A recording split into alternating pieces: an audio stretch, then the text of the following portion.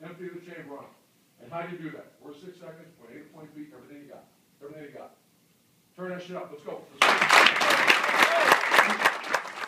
Welcome to the Morning Scoop. Happy Labor Day to all. It is September 5th. It is the Morning Scoop. We are excited. Buckeyes going to take a little bit of a break. They got Arkansas State this week. That game will be over in the first quarter. It is a nice little way to recover from a huge win against Notre Dame.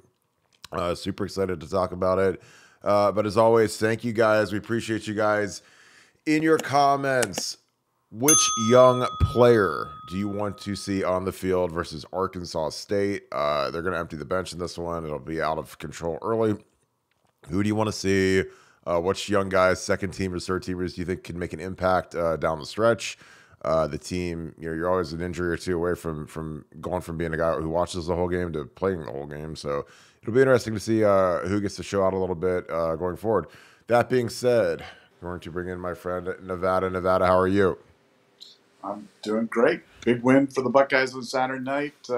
Nice to get a little bit of a breather. It's kind of a reverse to what we had last year of, kind of an easy opener and then a tough second game. We've kind of got the tough game behind us, and now we can kind of fine tune things here in week 2 and get ready for the Big Ten grind. Yeah, I attended the game. It was a spectacular environment. There was a buzz in the city that was palpable. I think that, when you open up with a team like Notre Dame, a historic team, then they just happen to be a top 5 team. It's something that I think that the players, they look forward to in camp. You kind of have that big test in your first game, but I'm sure that they're glad that they got the win and they could just flush everything out now because it gets old hearing about like these massive games because everybody in the world wants to come to it. Everybody wants to know what's going to happen. And now you get the victory and you get to move forward with Arkansas State. Nevada, give me some of your surprises from the game. I was personally surprised Joe Royer did not play at all. There were some other guys that we didn't see Court Williams much, if at all. Maybe on special teams, I guess. But give me some surprises from the Notre Dame game. Well, I'd written a column on Sunday that I called my uncomfortable truths, and I talked about kind of what did we find out about the Ohio State team, and maybe about the staff, maybe about some things, and I think to me one of the surprises was the fact that you've got to they had made a commitment during the entire offseason to a commitment to toughness, a commitment to the running game, a commitment to getting back to Ohio State football. And, you're in a situation right now where, when the game plan starts and Ohio State gets a little bit behind schedule, that Ryan Day pretty quickly abandons the run. And, it's clear that his happy place, his whoopee, is the pass. And, I liken it to what, the quarterback run used to be to Urban Meyer or what Dave used to be to Jim Tressel. It's when the going gets tough, Day likes to throw the ball, and I'm a little surprised and I'm a little concerned that Ohio State football, still had that kind of that pass first type of mentality even into the second half. They really didn't start making a full commitment to the run until about 4 minutes to go in the third quarter, and then they grind out 2 long drives, touchdowns to win the game, win by 11. And I was just left kind of scratching my head, wondering why we hadn't done that the entire game. Notre Dame was playing a too high safety look. And when you see that, that takes away some things. That takes away a lot of those deep shots, but it opens up the running game, especially that when we were running those unbalanced lines with the 2 tight ends. It seemed like we could get it anytime we wanted. Trey Henderson only touched the ball 5 times in the first half. This is your all-everything running back. This is a guy who has as much talent as Saquon Barkley. And you think about Saquon Barkley for Penn State, they had him back returning kickoffs. They give him the ball 30, 35 times a game on the ground. They throw it to him 4 or 5 times.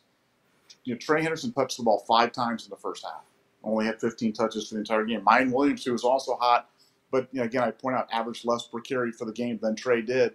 He only carried it 14 times. So I think I was the thing that was the biggest surprise to me was Ohio State's lack of full commitment to the running game until late into the game. I'm glad that they finally turned that around. I have a sneaking suspicion that that took some encouragement from some other people on staff to kind of get that kind of focused in on and done. But I think Ohio State's got to change that. They've got to turn that around, and I think they've got to make a fuller commitment to embracing the running game to equally balance off that dangerous Ohio State passing game. Because we don't have Chris Olave, and we don't have Garrett Wilson walking through that door right now. With Jackson Smith and Jigba hurt, and with Fleming, he's been injured as well. All of a sudden, our wide receiver depth isn't quite as what people might think it is. So I think we've got to find different ways to beat teams, and I think fully embracing the running game is one of them. And I hope that Ryan Day, kind of saw that, figured that out, and embraced that at the end of the Notre Dame game.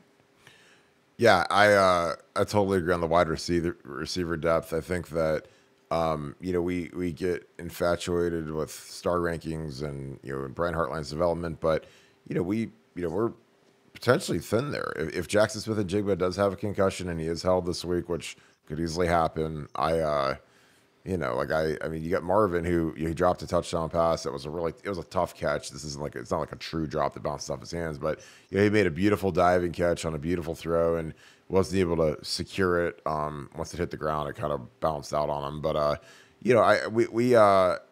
think that we take for granted how good Garrett Wilson and Chris Olave really were, because those are two guys that are going to tear the NFL up this year. They're two speed demons, 4.27, 4.36. It's hard to replace that, but they were also guys that ran tremendous routes, and they would get very, very open. So it was really easy throws for CJ, and when they got the ball, they did something with it, and they could take the top off the defense. But it was really, really clear that Marcus Freeman was not going to let Ryan Day throw it over his head, so that's why they went with the 2 safety look. But Urban Meyer used to always say, if they're running 2 high safeties, we should run for 1,000 yards in the game. And I think it was surprising that we didn't attack that more with the running game, because with every defense a team runs or offense a team runs, there's a counter to it, and 2 high safeties is run it, because you don't have the extra safety in the box, and it's easy, it's just clear lanes, especially if you do any of the read stuff. But I did like seeing, we ran a little counter play where we pulled Enoch and DeJuan at the end of the game, which was hilarious watching DeJuan pull. But he's a big fluid joker, man. He could really pull, and he got up in there. That was I think that was a run right before we scored. I got it down to like the 1 yard line. But Nevada going forward, who are some young guys that you expect to see an increase in playing time? I thought Lathan Ransom really played well last night. Again, the biggest question mark I think on the entire team is the Josh Proctor deal. Like, Josh Proctor missed the tackle, got yanked, and I don't think there's an injury reason. There could be, I'm not sure, but what are some young guys that you want to see a little bit more of going forward, and that we likely will see versus Arkansas State? Well, against Arkansas State, we're going to see them all. So it's going to be fun to see Chip Tram play a little bit at linebacker. So I like, Cody Simon, get in there, getting some, more time when it counts. Ty Stokes playing a little bit more. Jacqueline Johnson, Jordan Hancock. I think it's going to be fun because, like I said, these are great games to kind of see what kind of depth that we have. I like watching the young guys. A lot of people, when these games come on and the games get out of hand, they turn them off, or they go mow the lawn, or they whatever. And like for me, it's when it gets the most interesting is when you can see the younger guys get out there and see who flashes, because generally, if they flash during that time, then it's a good omen for something in the future. And I'm looking forward to this next week in particular as being one time that we can see who on the step chart's ready to make that next step and contend for some playing time. Because I think as you said, you never know where you're going to need somebody to step up and make a play. Who would have predicted Xavier Johnson to make the biggest play of the game last night? It wouldn't have been me, and he did. That was an incredible play, a big play, put us ahead. I won't say it saved our season, but it was pretty darn close to saving our season. So I think you got to get production from wherever you can on the depth chart, and I'm going to be looking forward to seeing a lot of these young guys come out.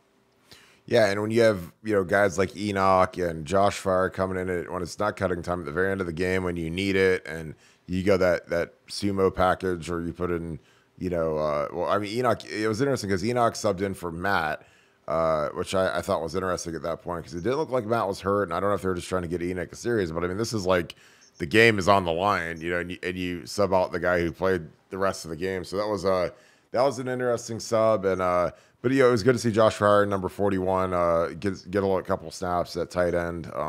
I love when they do that heavy stuff because I think it's really a tough matchup, especially in the era of spread football where everybody runs nickel and everybody's smaller and quicker to defend against the pass. So you bring in some heavy stuff, and it's really it's a little shot in the kisser because you can't really defend it the way you used to because people don't see it as much as they used to. In terms of how the schedule sets up, we got Arkansas State, Toledo, then we got Wisconsin. Any games that concern you going forward, Nevada? Well, concern's a tough word just because, I think, we're going to be heavily favored in most all the games. Obviously, the Michigan game, that we'll put that one in its own special category. But, at Northwestern, just seems like a game that there's no real reason in the world that game should be close, but I could see that game being close. And, I think Ohio State's good enough to blow anybody out, but we're not so good that if somebody gets a big play, turns something around, keeps it close, that we couldn't be in trouble. Now, what I like most about this Ohio State team up to this first week is defense. Dominating defense comes every week. Offense kind of comes and goes. You can be hot, you can make plays, you can catch passes, you can not. But dominating defense doesn't leave. It plays every week. And if this defense is even as slightly as good as we think it is, it's going to take a lot of the starch out of some of these younger teams that we're playing up against, and it'll make the games not as close. So I'm hoping we don't have any close games. History will dictate that we will.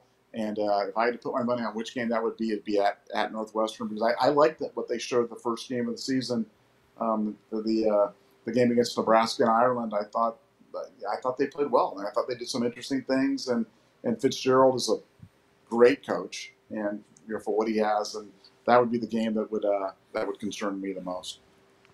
Yeah, and I've played there multiple times in my career. It is a cold, miserable place to play at. We lost there in 2004, first time in like 33 years or whatever it was, and then we beat them in 2006. But the grass will be 8 inches high across the field. It'll be freezing cold.